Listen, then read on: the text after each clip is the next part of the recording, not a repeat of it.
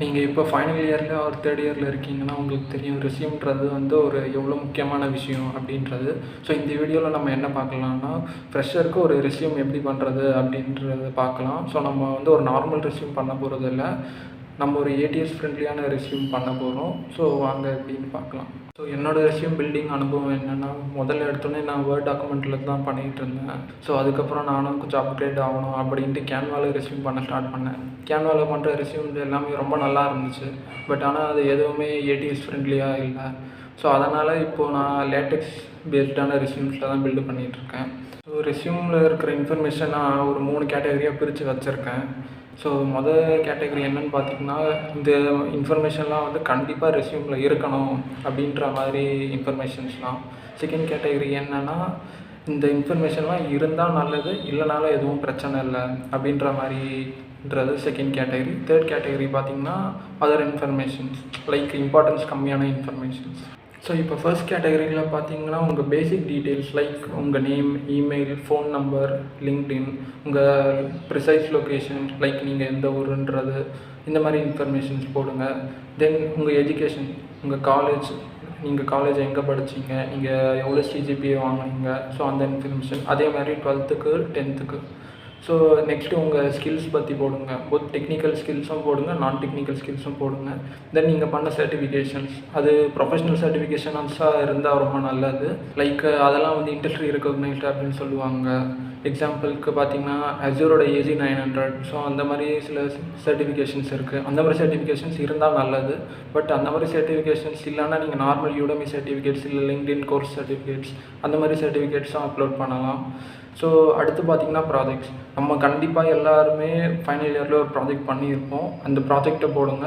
Just அந்த project title, அந்த ப்ராஜெக்டில் வந்து நீங்கள் எவ்வளோ நாள் ஒர்க் பண்ணீங்க, நீங்கள் அந்த ப்ராஜெக்டில் என்ன டெக்னாலஜிலாம் யூஸ் பண்ணியிருக்கீங்க அப்படின்றத வந்து நீங்கள் போட்டிங்கன்னா போதும். ஜஸ்ட் அந்த ப்ராஜெக்ட் என்ன பண்ணுது அப்படின்றத ஒரு 1 or 2 லைனில் இருந்தால் போதும். ரொம்ப லென்த்தாக போட வேணாம். என்னென்னா ஆப்ஜெக்டிவ் அப்படின்னா அபவுட் மீன்ற செக்ஷன். ஸோ இதில் வந்து நீங்கள் என்ன சொல்லுவீங்கன்னா, உங்களை பற்றி 2 or 3 லைன்ஸில் உங்களுக்கு நீங்கள் என்ன எக்ஸ்பெக்ட் பண்ணுறீங்க, இல்லை நீங்கள் எந்த மாதிரி ஒரு ஒர்க்கர் அப்படின்றத சொல்லணும்.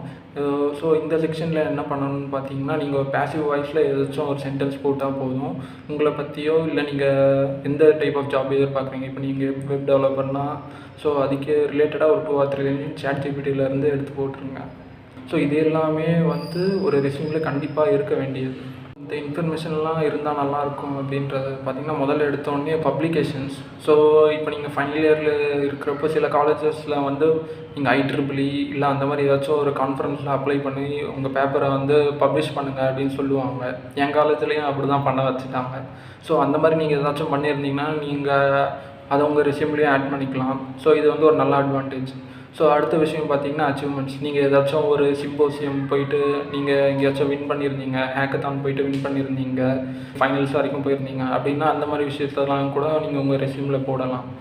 ஸோ அடுத்து பார்த்தீங்கன்னா இன்டர்ன்ஷிப்ஸ். நீங்கள் எங்கெங்கெல்லாம் இன்டர்ன்ஷிப் போனீங்க, நீங்கள் அந்த இன்டர்ன்ஷிப்ஸில் என்ன மாதிரி ப்ராஜெக்ட்ஸ்லாம் பண்ணீங்க, என்ன டெக்னாலஜியில் ஒர்க் பண்ணீங்க, அங்கே உங்கள் டாஸ்க் என்ன, நீங்கள் எத்தனை நாள் ஒர்க் பண்ணீங்க அப்படின்றத நீங்கள் சொன்னீங்கன்னா போதும். ஒரு 2 or 3 லைன்ஸ் இருந்தால் போதும். ஸோ இந்த தேர்ட் கேட்டகரியில் இருக்க அதர் இன்ஃபர்மேஷன்ஸ் என்னென்னு பார்த்தீங்கன்னா, லாங்குவேஜஸ். உங்களுக்கு வந்து என்ன நார்மலான லாங்குவேஜ் லைக் தமிழ், இங்கிலீஷ் அதெல்லாம் தெரியுமா, அதை நீங்கள் போடலாம். லைக் வந்து உங்களோட அதர் இன்ட்ரெஸ்டஸ் லைக் வந்து இப்போ உங்களுக்கு ஸ்விம்மிங் பிடிக்கும், இல்லை சைக்கிளிங் பிடிக்கும், அதில் மியூசிக் கேட்க பிடிக்கும் அப்படின்னா வந்து நீங்கள் அதை போடலாம்.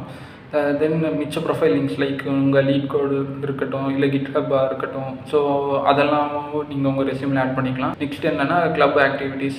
ஸோ நீங்கள் உங்கள் காலேஜ் சிம்போசியம்ஸில் வந்து நீங்கள் ஒரு ஈவெண்ட் ஆர்கனைஸ் பண்ணியிருக்கீங்க, இல்லை நீங்கள் வந்து ஒரு ட்ரெயினராக ஜூனியர்ஸ்க்கு போயிருக்கீங்கன்னா நீங்கள் அந்த மாதிரி இன்ஃபர்மேஷனும் போடலாம்.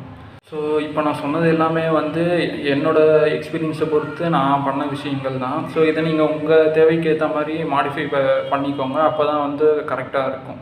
இப்போது நான் மேலே சொன்ன இன்ஃபர்மேஷன்ஸ் எல்லாமே நீங்கள் ரெடி பண்ணிட்டீங்க அப்படின்னா நம்ம அடுத்த ஸ்டெப்புக்கு போகலாம். அதுக்கு முன்னாடி வந்து லேட்டெக்ஸ்னால் என்ன அப்படின்றத பார்ப்போம். ஸோ லேட்டெக்ஸ்ன்றது என்னன்னு பார்த்தீங்கன்னா, இப்போ நீங்கள் ரிசர்ச் பேப்பர்ஸ், இப்போ PhD பண்ணுறவங்க இல்லை ஏதாச்சும் ஒரு ரிசர்ச் ஆர்டிக்கல் அந்த மாதிரி ஏதாச்சும் ஒன்று இண்டஸ்ட்ரி வைஸ் ரிலீஸ் பண்ணுறாங்க அப்படின்னா வந்து அவங்க இந்த ஃபார்மேட் தான் வந்து யூஸ் பண்ணுவாங்க. ஏன்னா இது வந்து ஹைலி கஸ்டமைசபிள். லைக் இப்போ நம்ம வேர்ட் டாக்குமெண்ட்ஸை எடுத்துக்கிட்டோம். இப்போ நீங்கள் எம்எஸ் வேர்டில் நம்ம வேர்ட் பண்ணுறது அப்படின்னா வச்சுக்கோங்களேன், அது ஒரு லிமிட்டேஷன்ஸ் இருக்கும். லைக் எக்ஸாம்பிளுக்கு நம்ம இந்த கார்னரில் லெட்டர்ஸ் ஏதாச்சும் வைக்கணும் அப்படின்னா அது வைக்க முடியாது. பட் ஆனால் லேட்டெக்ஸில் அப்படி இல்லை, ரொம்ப ஃப்ளெக்சிபிளாக இருக்கும். ஸோ இது ஹைலி ரெக்கமெண்டட் இந்த இண்டஸ்ட்ரி. ஸோ இதுதான் லேட்டெக்ஸ்ன்றதோட ஒரு ஓவர்வியூ. ஸோ இந்த மாதிரி லேட்டெக்ஸில் பண்ணுறதுனால என்ன அட்வான்டேஜ்னு பார்த்தீங்கன்னா, இப்போ நம்ம ஏதாச்சும் ஏடிஎஸில் இருக்க பாட்ஸ்லாம் பார்த்தீங்கன்னா லேட்டெக்ஸை ஈஸியாக புரிஞ்சிக்க முடியும்.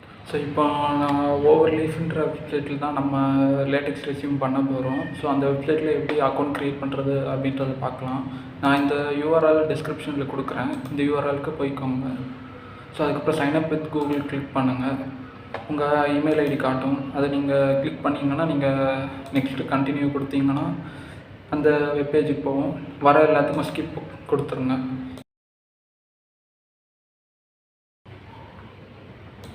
ஸோ அவ்வளோதான். ஸோ இதோட ஹோம் பேஜ் பார்த்திங்கன்னா இந்த மாதிரி இருக்கும். இதில் ப்ரௌஸ் டெம்ப்ளேட் போய்ட்டு நம்ம தேவையான டெம்ப்ளேட் எடுத்துக்கலாம். ஸோ நான் 2 ரெஸ்யூமே எடுக்க போகிறேன். ஸோ மொதல் ரெஸ்யூம் பார்த்திங்கன்னா இந்த ரெஸ்யூம் நான் எடுக்கலாம் அப்படின்ட்டு இருக்கேன். இன்னொரு ரெஸ்யூம் இந்த டிடி ரெஸ்யூம்னு இருக்குது. ஸோ இதை நான் எடுக்க போகிறேன். நீங்கள் யோசிக்கலாம், ஏன் இந்த 2 ரெஸ்யூம் நான் எடுக்கிறேன் அப்படின்ட்டு.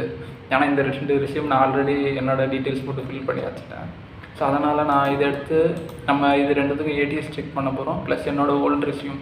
ஸோ இந்த 3த்துக்குமே நம்ம ஏடிஎஸ் செக் பண்ண போகிறோம். ஸோ இந்த பேஜுக்கு வந்ததுக்கப்புறம் ஓப்பன் ஆஸ் டெம்ப்ளேட்னு ஒரு ஆப்ஷன் இருக்கும், அதை நீங்கள் கிளிக் பண்ணிக்கோங்க.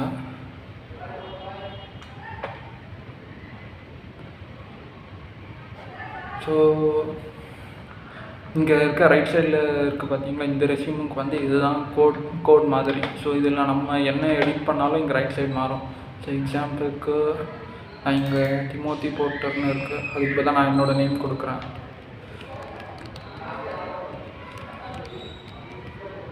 ஸோ நமக்கு தேவையான இன்ஃபர்மேஷன் டைப் பண்ணிவிட்டு இங்கே கம்பைல் கொடுத்தோன்னா அந்த இன்ஃபர்மேஷன் இங்கே வந்துடும். ஸோ அதே மாதிரி இங்கே ரெஸ்யூமுக்கு பதிலாக கிராஜுவேட் ஸ்டூடெண்ட் நான் போடுறேன்.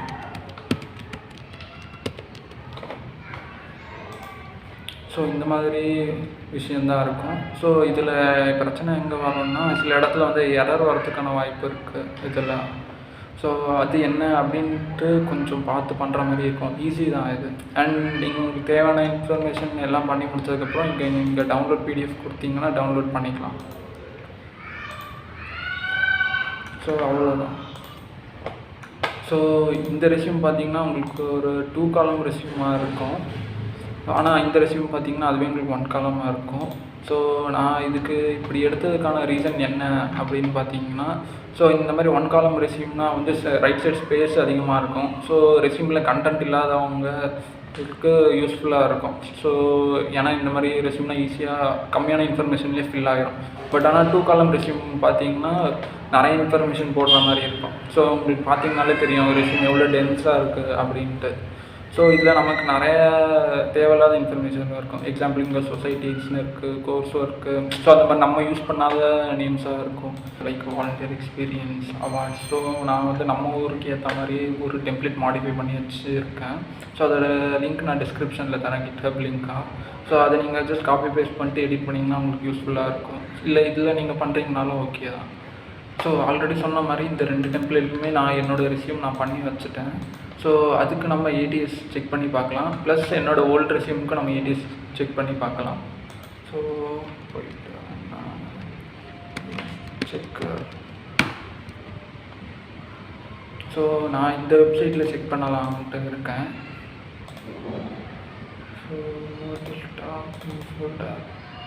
ஸோ இது பார்த்திங்கன்னா கேன்வாவில் பண்ண ஓல்டு ரெஸ்யூம் அது. ஸோ இந்த 2 ரெஸ்யூம் வச்சு தான் நான் 2 ஜாப் வாங்கினேன். ஸோ பட்டு விஷயம் என்னென்னா, ஸோ அந்த 2 ஜாப்ஸுமே ஆஃப்லைன் தான், எதுவும் ஆன்லைனில் ரெஸ்யூம் நம்ம சப்மிட் பண்ணுற மாதிரி இருக்காது. ஸோ இதில் ஸ்கோர் 67 அப்படின்னு காட்டுது. பட் நமக்கு ஸ்கோர் அவ்வளோ முக்கியம் இல்லை. ஸோ இங்கே பாஸ் ரேட் தான் நமக்கு முக்கியம். ஸோ இதில் என்ன சொல்கிறாங்கன்னா, என்னோடய ரெஸ்யூமில் இருக்கிற 80% ஆஃப் இன்ஃபர்மேஷன் மட்டும் தான் அவங்களால கரெக்டாக எடுக்க முடிஞ்சது அப்படின்ற மாதிரி சொல்கிறாங்க. ஸோ நமக்கு இது 100% வேணும். ஸோ நம்ம க்ரியேட் பண்ண ரெஸ்யூமை செக் பண்ணி பார்ப்போம். முதல்ல எடுத்தோடனே நம்மளோட 2 காலம் ரெஸ்யூமை செக் பண்ணி பார்ப்போம்.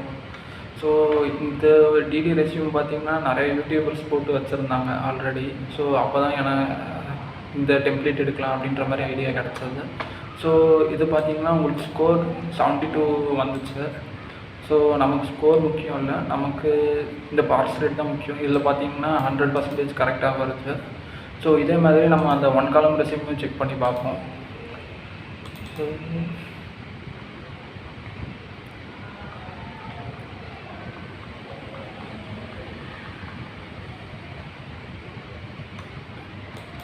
ஸோ இதில் 70 வருது.